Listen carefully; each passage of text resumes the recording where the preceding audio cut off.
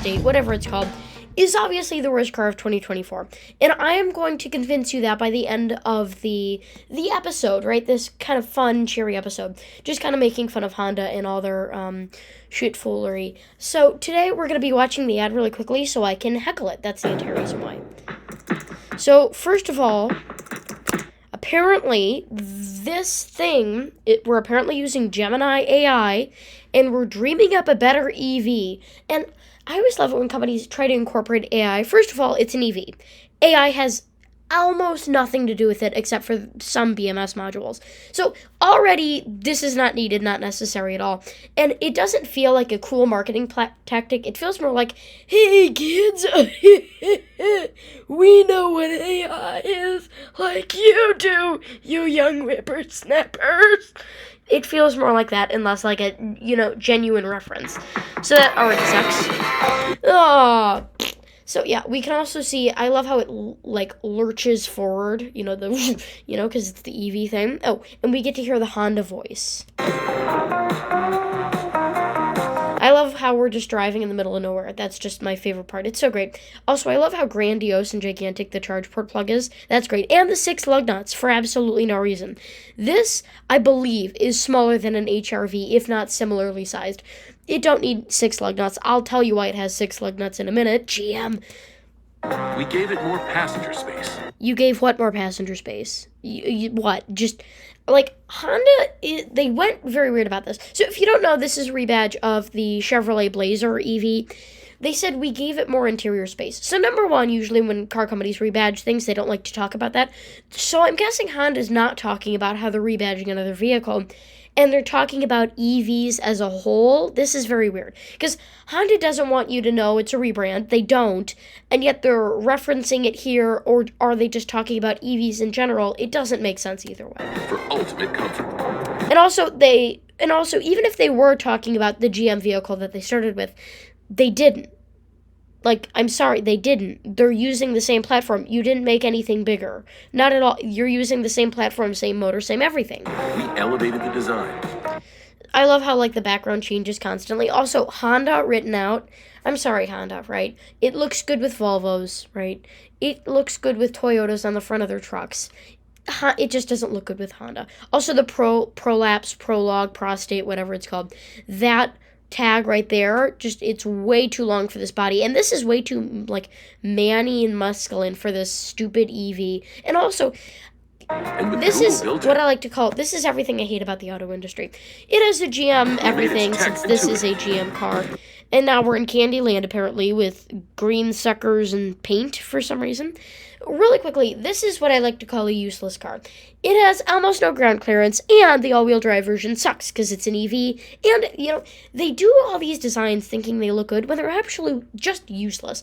First of all, the silver on the back does nothing. It's not a skid plate. It's just bullshit. That's what I like to call it. It has 0 ground space. The all-wheel drive system sucks. And the rear window and rear window wiper is ridiculously tiny when they could have just extended it down there, but they didn't to give the car a more masculine look, which means I have a question. As a buyer, you and me are technically both car buyers, unless you work at one of these companies. Would you rather have a better experience backing up your car, if the camera breaks, which it will, because it's a GM and it's a Honda, or would you rather have a more masculine, fun design to your car? Yeah, no, I would take that. The all-new Prologue. The all-new Honda Prologue. We've made it easy to go electric. Just like... They didn't make it easy to go electric. In fact, the GM version came out before this one did, so you didn't make it easy to do anything. You'd expect from a Honda. No, that... You want to know what? A lot of this ad is just bullshit, right? Them talking about unique modern styling that's functional. I don't see any of that. The one thing that I do see that's actually honest in this ad is them talking about this is what you would expect from Honda. Modern day Honda, yes, 100%. This is what I would expect from modern day Honda. The Prologue. Everything you love about Honda. No. This is everything I love about Honda. This is a turd. Now electric. No. Anyway, so we've seen the awful ad. Here's the beast. So this is a Honda EV, which if you don't know, Honda has had 0 traction in EVs ever. They have never made an EV before this vehicle, and if they did, it was very low production volume. So we have do I even have it up here? Yeah. You know the Honda Civics, how they have like that silver bar and then that like undergrill under it, because flat silver can't have vents in it, and they actually need a vent down there, and so they put that right down there.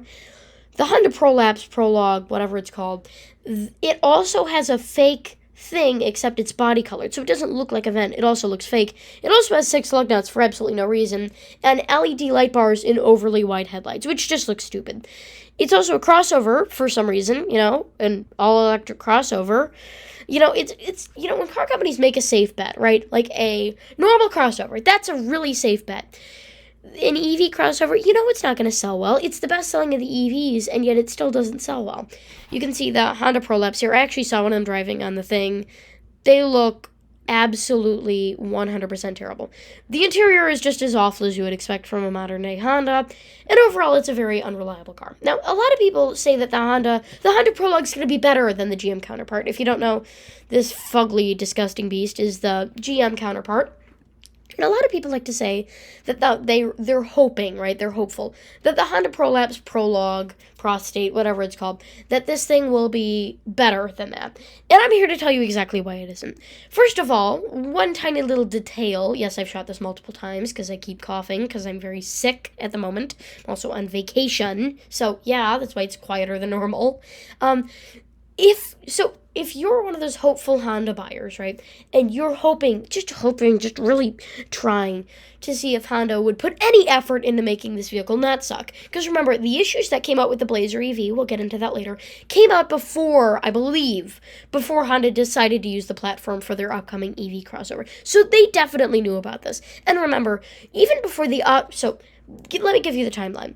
GM definitely knew about these problems. I know GM very well with covering years of their bullshit, at least writing things. There was a previous YouTuber on YouTube that I would cover stories for. Anyway, GM's bullshit, it's been out for a while, right? We've seen the different tastes, we've seen the different colors, we've seen the different crap. GM knows about that, right? They know. It's like the Ford Pinto. When they were making that car, when they first designed it, they knew that was going to be a problem, and they didn't care, right? Then the auto reviewers knew, and then Honda, right, decided to use the platform. So GM knew and didn't tell Honda, and, if you're using a platform, you should know that it's reliable. So for all you hopeful Honda fans, the cars are using the same steering wheel. If they're too lazy to change out the steering wheel for something, because this doesn't look like a Honda steering wheel. I was wondering why it looks so ugly. Yeah, with the fake silver. Yeah, if you're wondering, they couldn't even bother to change out the steering wheel, guys. I don't think it's hopeful. Also, this is one of the few times that I actually like the GM Chevy interior more than I would like a Honda interior, just because it's so ugly and flat. So, first of all, we have this double-decker thing here. Also, the cup holders are very, very shallow. You have this gigantic tray. Car interior design has gotten so ugly and outrageous over the past years. It's terrible. You have these 2 hideous, gigantic, obnoxious screens just poking up like the Twin Peaks or whatever of Mount Everest, just right up there, both hideous. You have 2 vents that are in a seamless vent design that aren't very seamless. You have this weird, steering wheel where, your hands are pushed out, but the controls are in. You see how slanted that is. Just to make it look longer, it looks hideous. You have this awful, truck-like armrest thing that's not comfortable. It's just awful interior design in general. This is what I would expect from Honda. I will say, the only reason why I like the GM interior a little bit better, because it has some taste. It has some character, at least. There's something different about it, and that's pretty good. Now, what are the issues with the Chevy Blazer, and why should Honda Prolapse, Prologue, whatever, I've made that joke too many times, prostate fans should be worried about? The Chevy Shake. Now, if you don't know, Chevrolet likes to use as cheap as parts as frequently as possible, and over the years, that has come, Googling Chevy Shake will get you over 6 million search results. The Chevrolet Shake is an embarrassing mistake by GM. Essentially, they use so many cheap Chinese piece of shit products in their cars that they started to uncontrollably shake. You would drive down the road and you'd go, imagine, those, let's say, a gigantic curve wherever you live. Down here in Florida, we have one. It goes, the rumble strips. Imagine your car doing that all the time. It's a mix of the suspension, rack and pinion. The steering, brakes. It's a gigantic. Think of it like an edible bouquet. A really ugly one, right? It's composed of so many small little pieces to make one gigantic piece of crap. Do I think I have a lemon? No, I just have a GM vehicle. That's bad enough. I'd hate to see what a lemon GM vehicle would look like. Yeah. So the Chevy Shake, you may think that this is just normal. It's in the Tahoe, it's in the Suburban, it's in the Denali, it's in the Yukon, it's in every single Cadillac, it's in the Escalade, ESV, it's in the Escalade. And here's what's the most concerning. Now, before this was mainly limited to trucks and SUVs, it's also in the Corvette, Camaro, Colorado, Silverado, Sierra, Canyon. That's real bad. Because if you think about it, if it's in almost every single one of their models, this thing has 6 lug nuts. Now, lug nuts normally on a regular car, right? You see lug nuts, you think normal. GM, that works a little bit differently. GM has so many damn brands, right? And almost none of them sell surprisingly good numbers, right? You have Buick, Cadillac, what are the other ones, the bad ones? GMC, Chevrolet. They have so many different car brands, they don't even make cars anymore. Like, when Toyota's making a car, they'll come out with the Camry, they'll give it over to Lexus. Lexus will change some things, change out the suspension, change out the interior, and then that's the ES, that's how they do things.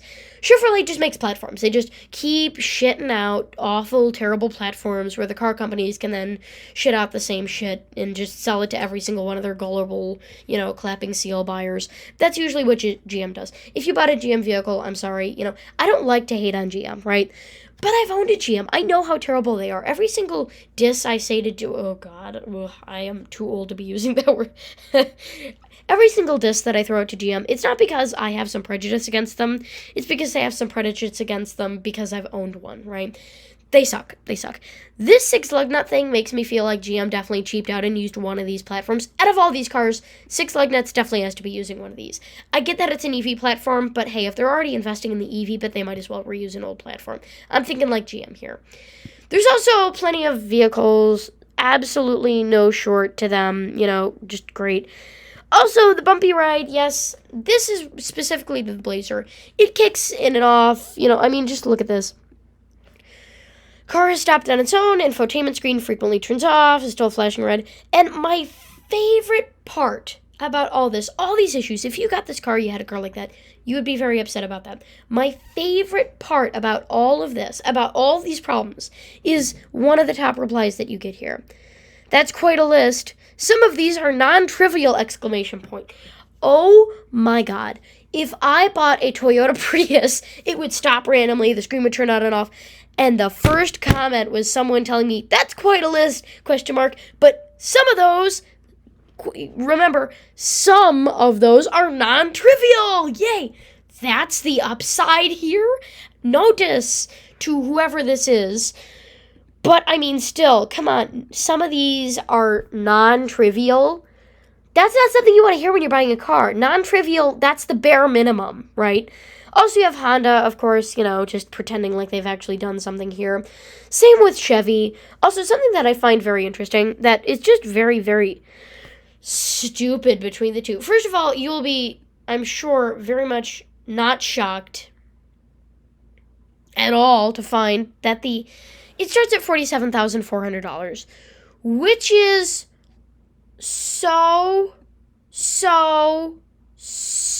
much. That's $50,000 for an EV front-wheel drive crossover. Yo. Disgusting. Just disgusting. So, yeah. Ooh, yeah. LT, it doesn't even show the thing. So I'm just going to go with this price. The Chevrolet starts at $48,000. This one starts at $47,000. Oh, wait, no, that's all-wheel drive. Yeah, so the other one starts at $47,000. Meanwhile, this one starts at $48,000. This one is quite a bit more expensive by about $1,000, which is already ridiculous. Also, another thing that I find very interesting, all those whiny EV, children that are whining, Toyota doesn't care about the environment. Toyota's killing the environment. Everyone, you need to boycott Toyota because they're killing the environment. I'm sorry.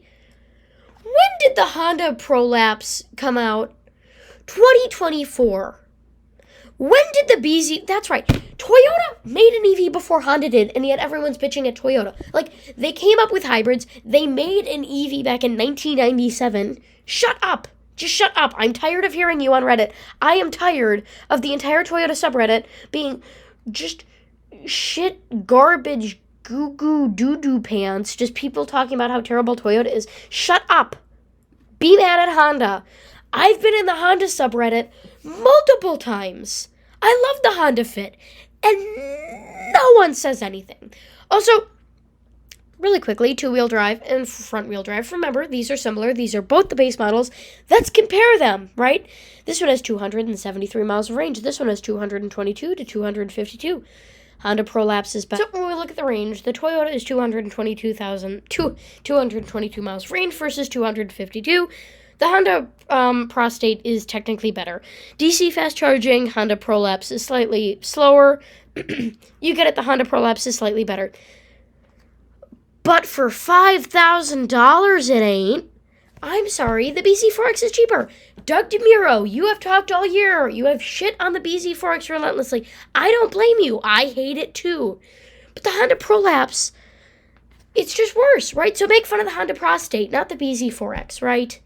So there's not much else to say. Also, really quickly, Honda came so close for me absolutely boycotting their band. For one reason. This is an absolute cheap corporate pile of shit cash grab made by greedy companies that want to steal money as fast as possible from your pockets.